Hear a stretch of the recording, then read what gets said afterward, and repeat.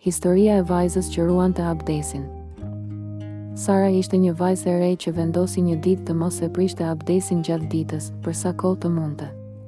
Ajo mendoi: nëse jam me abdes, jam gjithmonë gati të flas me Zotin. Në fillim ishte e vështirë, duhet të ishte më e kujdesshme në shkollë, gjatë rrugës, në shtëpi, por shumë shpejt kuptoi se kjo përpjekje e afronte më shumë me Allahun. Ajo filloi të kontrollonte fjalët që thoshte, sytë e saj, sjelljen, sepse donte të ruante pastrinë e trupit dhe të shpirtit. Me kohën, familja dhe shoqet e saj e pan ndryshimin dhe u frymëzuan prej saj. Nuk ishte më vetëm një zakon, ishte bërë mënyrë jetese. Mësimi. Të jesh gjithmonë i përgatitur për adhurim është vetëm një formë adhurimi.